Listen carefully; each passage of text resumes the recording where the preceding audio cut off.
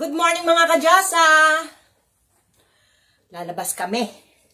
Ang kaso may snow. Tinatamad ako pag nag-i-snow. At ang snow ay wet.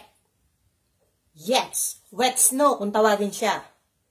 I-google nyo na lang kung ano ibig sabihin nun. Hindi, kasi para siyang flakes. Pagbagsak niya, natutunaw siya. Yun ang wet snow. Mababasa ang aking outfit. Ang babaw ng problema, diba? Ay, nako. Tapos manonood pa kami ng sine. Magluluto ako ng maaga. Kailangan kumain ng maaga. Sa bagay, mashed potato lang naman ang kakainin ng aking jowa ala Boston Market. At ang inyong Diyosa, salad lang. Yes! Kailangan magsalad-salad muna para tuloy-tuloy ang aking pagiging sexy dahil magtutupis ako in the future. Nagyayaya ang aking jowa. Kami naman daw ay manood ng sine, wala na raw akong ginawa kundi gumawa ng earrings. Yes, ganyan talaga businesswoman. Kaya inaawat ako. Ay, pagbigyan, di ba? Manood ng sine.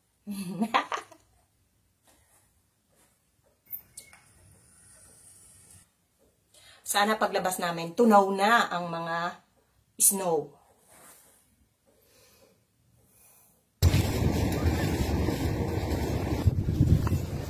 Alis na kami ni Jowa, pero hindi pa kami didiretso sa sinihan. Pupunta muna ako sa Joann Fabrics. Yes, marami akong pa-order na earrings.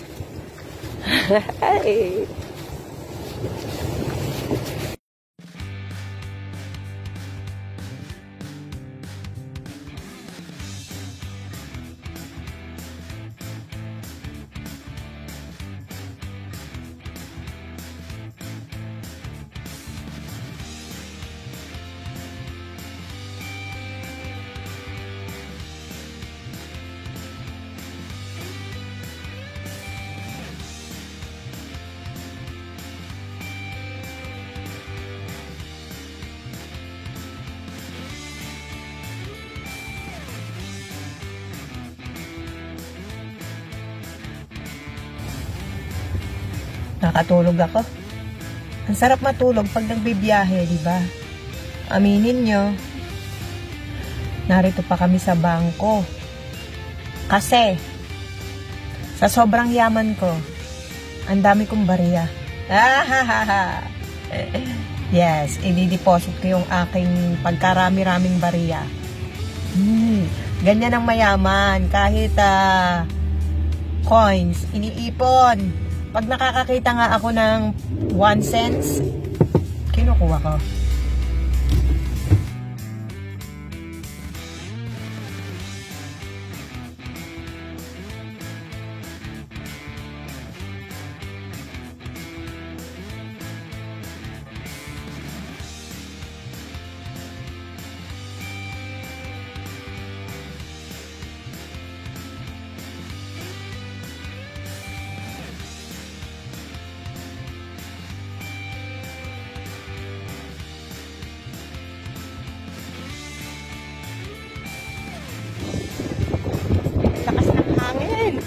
Nandito na ako sa Joann Fabrics.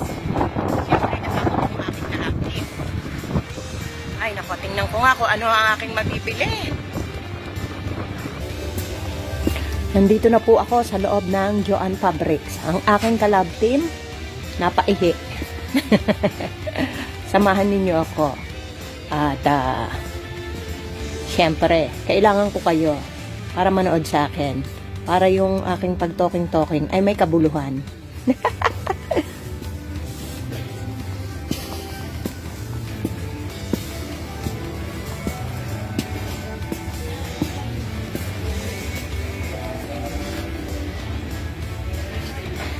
Ang dami, oh.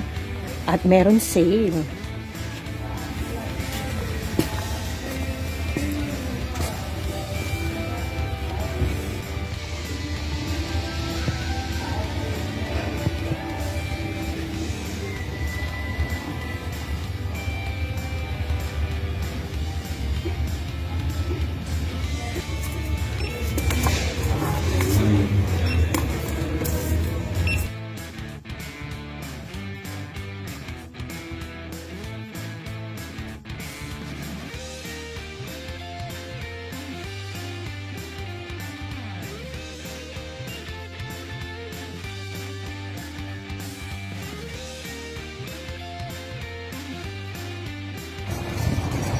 Nandito na kami sa Indian store. Ayan, hanggang ngayon, hindi pa rin kami nakakapanood ng movie.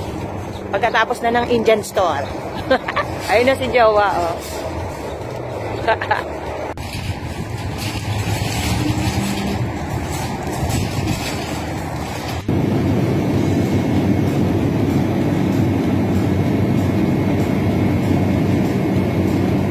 Ayun na naman siya, oh. Naghahagilap na naman, oh. What is that? What kind of water? I'm gonna add rum to it. Let's go, my love. The other side. Masarap mamili rito. Maraming Pilipinong vegetables. Akala nyo Pilipinong tao. Hindi. Pilipinong gulay. Ang daming paninda, oh. Ayan, oh. May talong. May ampalaya. At enjoy si Jowa sa amoy. Do you like the smell here, my love? Today I don't smell nothing. Oh, see? Dati ayaw niyang pumasok kasi maantot. Alam niyo na. Let's go, my love. Let's go. Let's go. Aba, ayaw nang umuwi. Ay, ayaw na manood ng sine. Sobrang aga pa. Ay, nako. Ang movie ay start ng alas 4. What time is it, my love? Not even 3.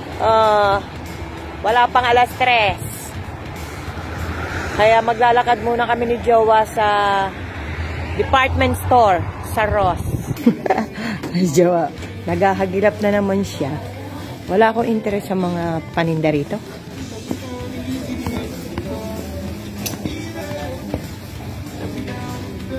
Pero mura dito. Ayun na naman siya, oh. Oh, 'di ba? Adik lang ang peg.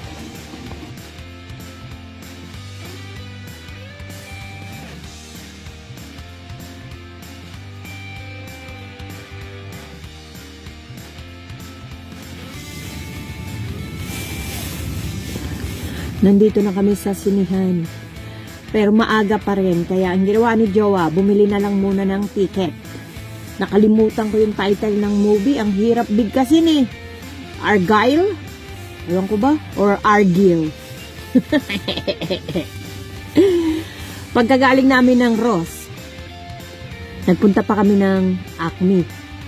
Nakabili lang ako ng 3 box ng tin crackers.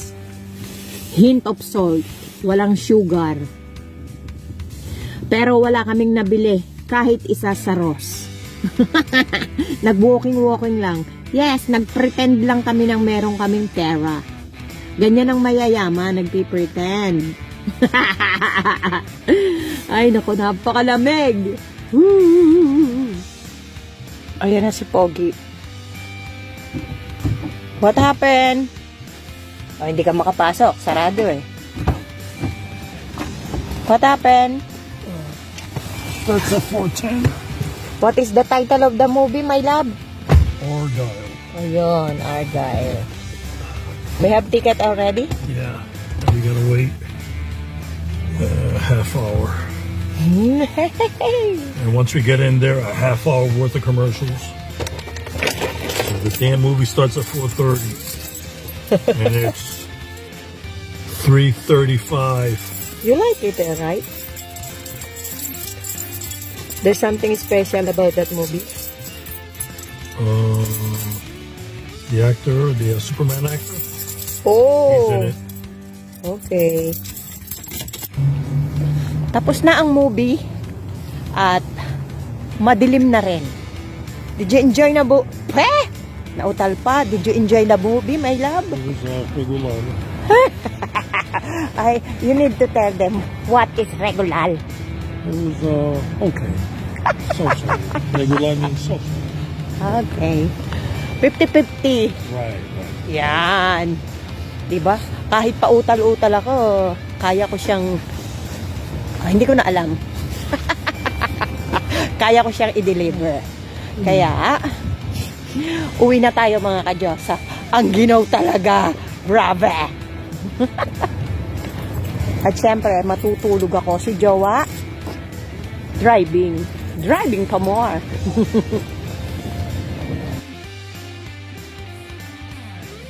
Nakauwi na Antonia. Antonia, Diyos, ang kagandahan. Ay, nako. Yes, nabili na naman ako sa Indian store. At syempre, kailangan ipakita ko sa inyo kung ano na naman ang aking pinagkagastusan. Ang palaya. Same old same. Kamatis. Labanos. Talong. Green beans dahil ginto ang sitaw. Kaya, nagdidildil ako ng green beans. Bawang. Gabi. Talong ulit.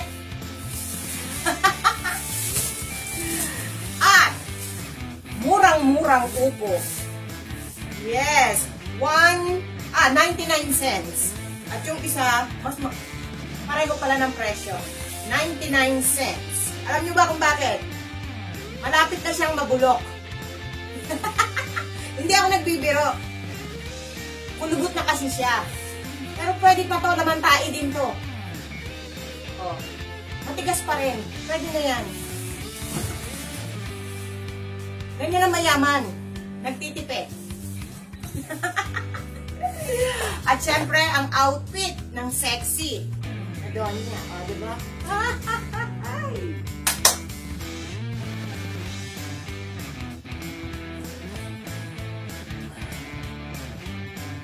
Hindi pa ako inaantok.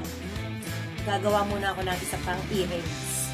Kasi, nabenta na yung ganito ko. Mabili pala yung ganito. Kaya, gagawa ulit ako.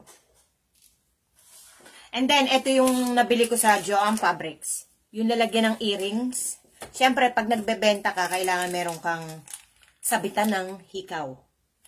And then, yung plastic. Doon mo ilalagay para presentable. At siyempre, bumili na naman ako ng beads. Para marami akong choices na kulay. Oh. At siyempre, panibagong ear hook. And, sinulid. O, ano pang iniintay nyo? Bumili na kayo. Free shipping. Pero mahal ang aking earrings. Yes, kasi babayaran nyo yung pagod ko. Thanks for watching!